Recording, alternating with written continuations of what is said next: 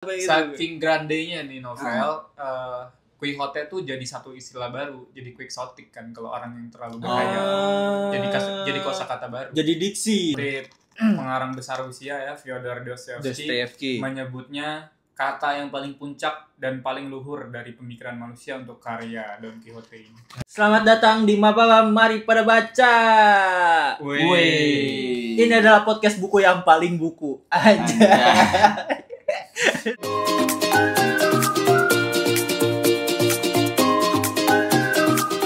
Ini buku banget. Buku banget. Buku komik YOASOBI.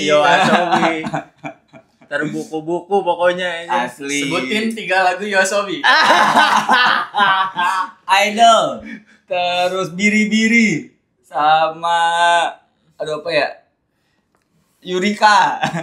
Yurika. Gua taunya bukan ya? kalau lihat gambarnya doang tuh. Oh. Soalnya kan pakai tulisan Pakai Jepang tulisan ya. Jepang, kanji. Iya. Idol, Biri-Biri ada yang paling awal. Bahkan dia ada versi bahasa Inggrisnya juga ya. Iya. Iya, ada beberapa. Ada beberapa. Tapi YOASOBI banget. YOASOBI banget. Kenapa tiba-tiba YOASOBI gue? Iya, ada posternya. Enggak, gue penasaran karena Ilham tiba-tiba bawa poster. Awalnya Naruto, oh ya udah, karena gue tahu Naruto, Ilham iya. wibu. Masa kecil juga kan. Terus gak lama ini apa 1984 Big Brother is Big watching you. Brother. Oh iya. Si itu keluar YOASOBI gue. Memang kita dengerin lagu Jepang awal. Gue kira habis nonton YOASOBI kan.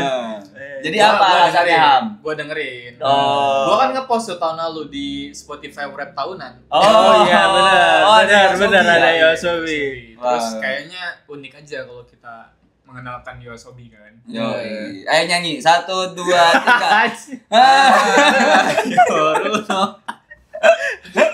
Jadi dengar aja lah ya. Tapi itu bagus. Ya, Ya kita udah lama enggak. udah lama gak update, mohon maaf guys. Ya. Mohon maaf sebelumnya, mohon maaf lahir dan batin ya, Mohon karena maaf hari lahir ini dan adalah batin. hari raya Idul Fitri. Yeay. Ini lagi puasa ya. Jadi Gondes puasa, gua puasa. Gua juga puasa guys. Rega insyaallah. Anjir. Hari ini kita bakal ngebahas buku legendaris, tapi ini Iya. versi ringkasannya yang Iya, di betul. penceritanya adalah Gondes Ya nanti dibantu Ilham Dibantu baca ya. tebalnya soalnya. Ilham baca yang 2 jilid soalnya. yang jadi moderator pemandu Pemandunya gua. Rega. Rega dan Ilham. Padahal Yes. lu kan punya gak, tapi belum lu baca. Belum, PR gua banyak, lu nggak lihat nih, ini buku-buku semua kan belum gua baca semua. Kan padahal lu Satu-satu. udah janjian. Ayo gak rekaman besok kita bahas. Emang Don kita Quixote. janjian? Iya. Aduh, gua cuma Kita bisa bahas berjanji deh. Sebagai permulaan Hari Sastra Dunia itu tanggal berapa, Des? Aduh, gue lupa lagi. Intinya hari Itu, tanggal sastra itu si adalah mengambil hari lahir dari Miguel de Cervantes. Cervantes. Ini disebut sebagai karya Novel sastra modern. Iya. pertama dan sangat mempengaruhi Banyak penulis. Oh, Banyak penulis. tahun berapa sih? 1605. 1605. 1605. Dulu gua baca versi fullnya itu sekitar 1500-1600 halaman kalau nggak salah ya. Kuat banget ya, Amel, lu bisa Karena cepet. lagi nganggur. Emang kalau pengangguran tuh mengguncang Iya. dunia tuh bisa. Mengguncang Makanya tadi dunia. Gondes cerita mau bahas Cervantes. Pantes. nganggur. Lagi nganggur. Ternyata baca ringkasan. Baca ringkasan juga. Ya. Belum ada soalnya yang 2 jilid. Harusnya minjem Ilham. Gue Iya. pengen yang 2 Dan- jilid, takut wah ntar kena prank nih, kita bahas yang ringkasan dulu kalau misalnya menarik iya. baru. Dan kalau nggak salah tuh di buku yang aslinya tuh Hmm. di pengantarnya tuh disebutkan kalau nggak salah tuh Perdana Menteri Israel ya. Oh. Jadi ada Perdana Menteri satu negara yang rela belajar bahasa Latin demi bisa baca teks aslinya Oh Don iya. Quixote pakai bahasa Spanyol. bahasa Spanyol biar dia ngerti Iya, versi aslinya. Saking legendarisnya nih karya. legend. Tapi emang legend sih. Hmm. Pas gue baca ternyata legend sih. Legend. Legend sih. Gue jadi makin penasaran nih. Jadi buku itu menceritakan tentang apa, Des? Wah, buku ini tuh Don Quixote tuh gila banget sih pokoknya. Iya, gila benar. Gila banget pokoknya. Menceritakan seorang orang tua, parubaya, lelaki parubaya, umur 50 tahun, dia gemar membaca buku dan dia tergila-gila terhadap buku itu, menjadi gila, terbawakan dunia nyatanya. Anjir. Mungkin kayak ini ya yang episode SpongeBob dia yang manipulasi otaknya itu jadi dihapus semua Oh iya, yang lain. memorinya. Jadi Iya. isinya Isinya cuma buku novel, itu doang. buku tentang kesatria. Oh, Don Quixote itu. Jadi siapa tokoh utamanya? Don Quixote. Oh, namanya Don Quixote. Nama aslinya Alonso Quixano. Namanya Alonso. Jadi si Alonso baca satu bukunya di-spill enggak? Enggak tahu. Yang aslinya di-spill enggak judulnya? Judulnya kalau nggak salah disebut deh referensinya. Jadi memang dia dari kecil tuh suka baca petualangan. Dan petualangan itu kesatria.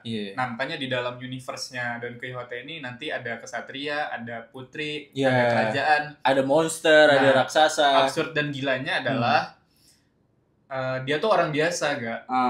Dia cuma punya mimpi, punya fantasi soal dia jadi prajurit. Nah, jadi kayak dia memaksakan sesuatu dan di dalam buku itu kayak kelihatan real aja gitu. Absurdnya itu kayak dia gilanya beneran. Iya. Itu gambaran kita nggak sih kalau gila? Ya, kayak waktu kita dulu waktu nonton Naruto, baca komik Naruto, jalan kan kayak gini, bisa gila, bisa gitu. Nah, kayak gitulah. Nah, cuman dia parubaya aja. Kalau kita kan masih anak-anak yang masih diwajarkan lah terhadap imajinasi itu tuh. Iya. Tapi ada alasan nggak? Ini kita bebas ya, maksud gua. Ada alasan nggak kenapa si Don Quixote itu di antara semua buku, kan dia pembaca buku kan? Kenapa di antara semua buku dia cuman buku itu yang benar-benar nempel di dalam pikiran dia? Gue juga nggak tahu sih, nggak digambarin sih. Pokoknya tuh dia merealisasikan apa yang dia baca gitu gak? Ya soalnya kan kayak nyampe usia 50 tuh kayaknya bukan cuma, kalau lu pembaca lu bukan cuma baca satu buku nggak sih? Penyesalan cita-cita itu tidak mati gak, dia akan bangkit ketika lu tua. Itu katanya Panji tuh. Kita tuh kan nggak pernah tahu ya. Pas Regal umur 50-an jadi Sasuke. Iya. Pengen jadi ninja.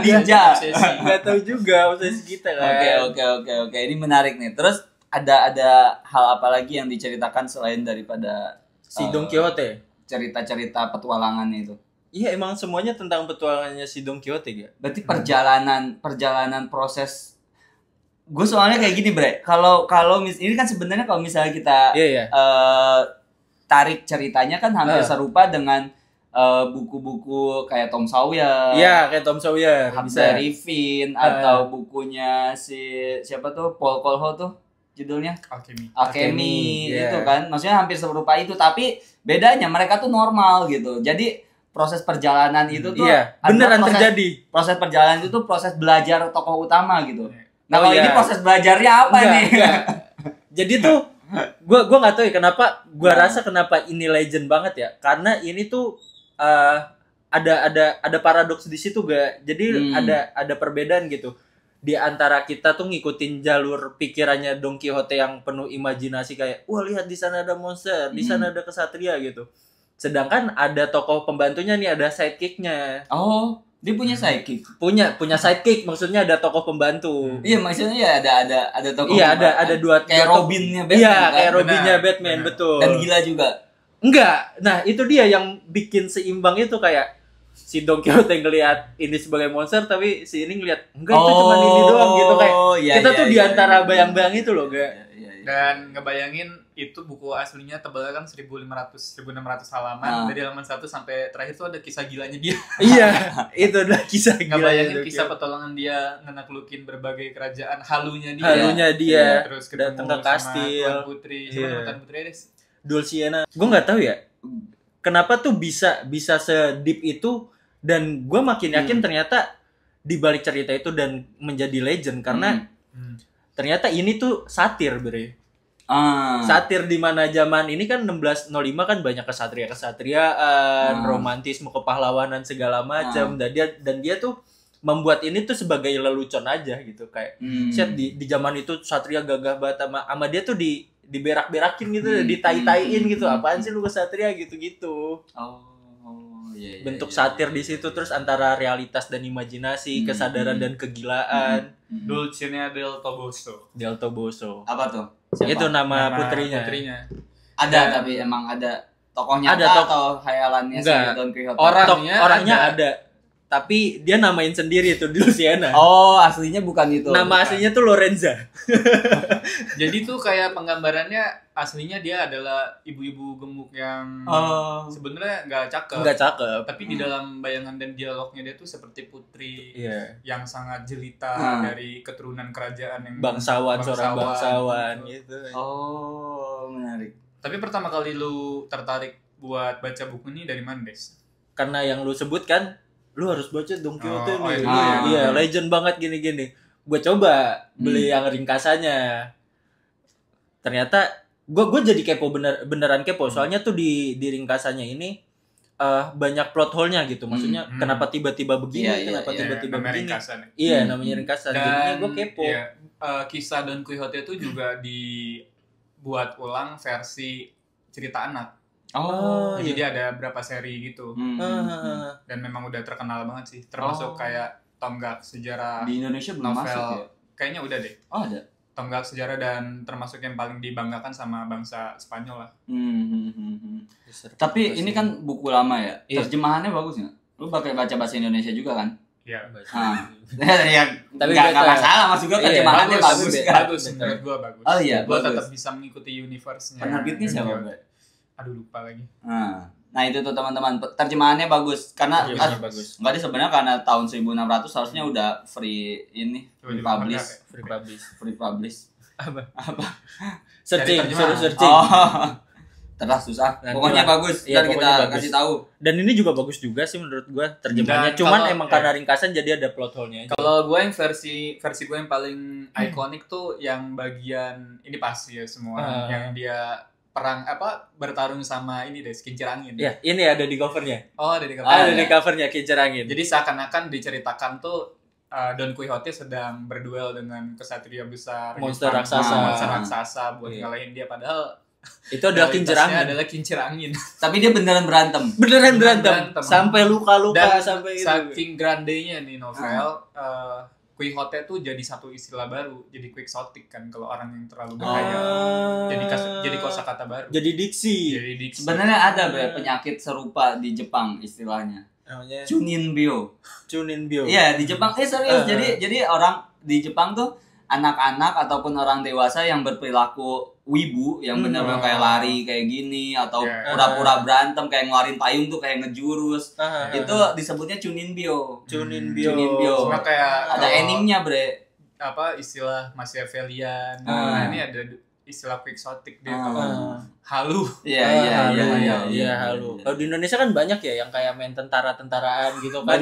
Benar. Itu juga halu sebenarnya. Jauh ke Magelang. Itu contoh quixotic ya? Iya, contoh quixotic.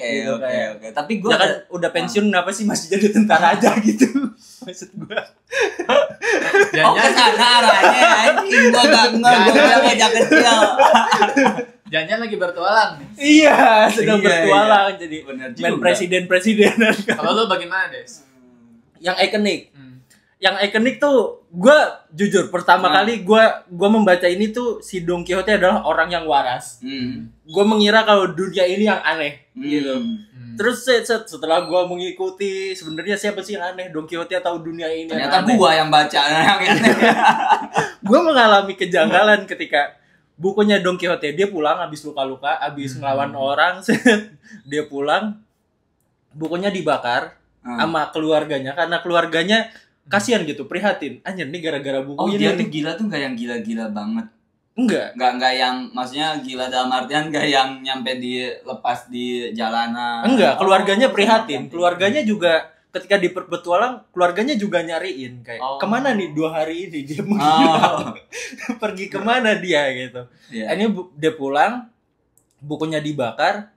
Udah tuh kan pakai pastur ya zaman itu ya, pakai pastur. Ini apa? Iya. Gue lupa. Kayak ruqyah. Ya kayak gitulah. Tapi dia menggunakan pendekatan yang rasional menurut gua, kayak ntar kalau misalnya Don Quixote bangun nanyain bukunya, ntar lu jawab begini gitu. Terus ya udah, Don Quixote bangun nanya pembantunya. Dia kaya. Ada pembantunya. Buku gua kemana gitu. Wah, buku lu tuh dicuri sama penyihir begini gitu. Terus ada ponakannya datang. Bukan kayak gitu ceritanya. Ceritanya adalah penyihirnya itu namanya siapa? Dia pergi, dia menyamar dan dia membakar buku itu gitu. Dan semua ini tuh cerita karangan antara si pembantu dan si ponakannya itu. Ya, Don Quixote mendengarkan kan kayak, penyihir itu gua tahu. Itu emang musuh bebuyutan gua. Dan di situ gua mau mulai Don Quixote yang gila bukan dunianya. Tapi gue ada 2 pertanyaan. Pertama, berarti fakta bahwa Don Quixote itu gila tuh di-spill-nya di tengah-tengah atau akhir gitu ya? Enggak di awal. Di awal udah. Oh, udah. Di awal udah ada kayak lu tau lah kalau ini orang gila beneran gitu. Oke. Terus yang kedua, ini sidekick-nya ini kenapa dia ngikutin Don Quixote? Nah, ini juga dia sebaya dengan Don Quixote atau? Iya, ya lumayan sebaya lah, sama-sama tua. Petani gempal kalau digambarinya tuh petani yang gemuk gitu. Dia ngikutin pertama dijanjiin Don Quixote menjadi penguasa sebuah pulau. Hah? Gimana? Dijanjiin. Kalau lu ikut gua, lu berpetualang bersama gua. Dia nggak gila, cuman tolong. Iya.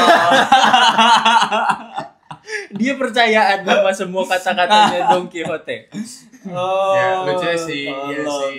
Pengawalnya namanya kan Sancho Panza ya. Sancho Panza ini mau mengikuti petualangannya Don Quixote karena sebetulnya Don Quixote juga orang kaya kan. Iya. Sebetulnya orang yang sejahtera lah. Iya.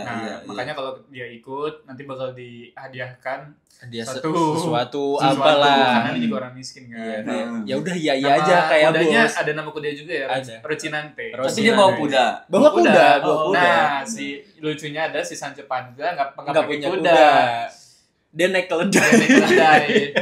Jadi dia gempal. Petualangan Don Quixote dengan Rocinante dan Sancho Panza dengan keledainya. Itu epic banget. Kayak itu ibarat lu baca suatu buku dan lu terinspirasi, wah gue mau ngikutin apa yang di buku ini, tapi sebenarnya realnya enggak. Dunia tidak seperti itu. Sebenarnya Sancho Panza ini tuh baik, dia mencoba menyadarkan Don Quixote gitu kayak itu bukan monster, itu tuh kincir angin. Memang pik di novel-novel tuh ada pertentangan itu ya. Yang sebetulnya itu gila, tapi tetap dia lakuin.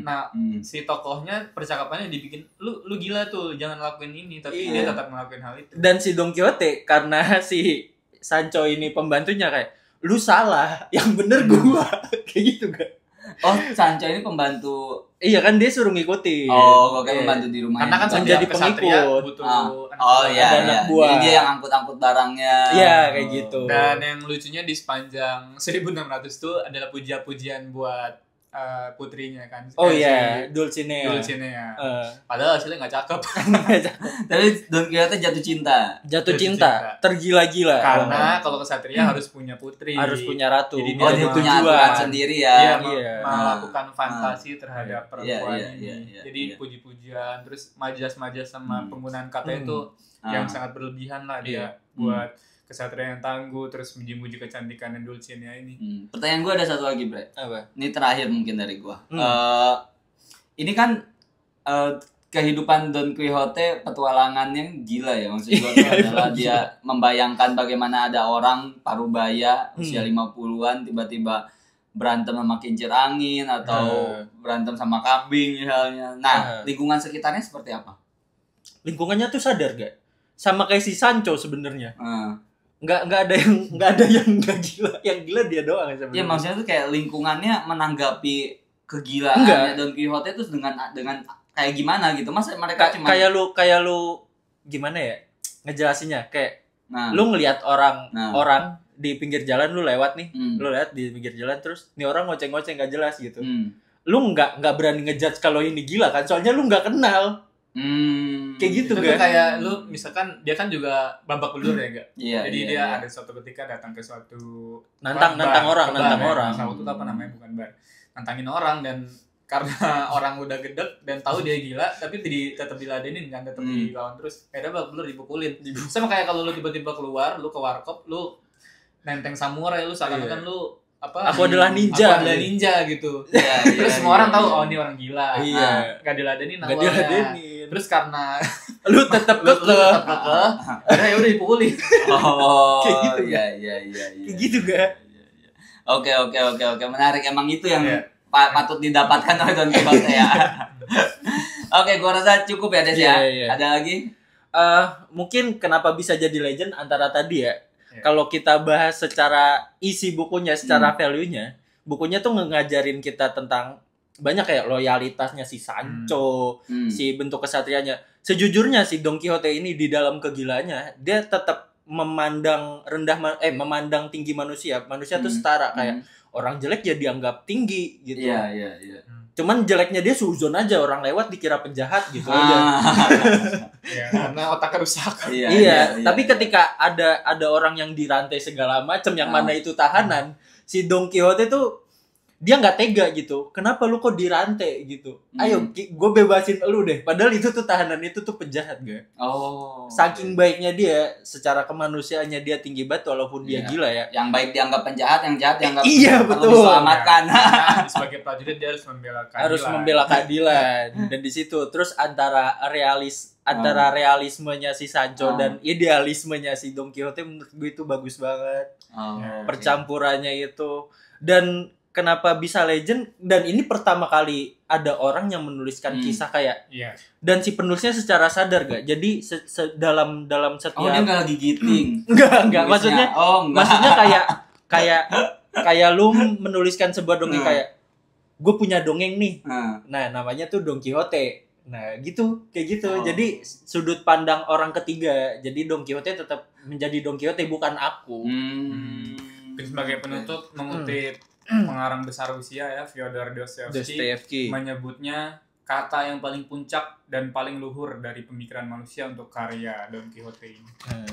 Kata yang paling luhur. Oke, baik. Terima kasih yang sudah mendengarkan dari awal sampai akhir. Dari tengah sampai akhir. Yang ingin menjadi Don Quixote juga. Ya, yang ingin jadi main prajuritan, silakan. Selamat membaca. Selamat mendengarkan. Dadah. Hey.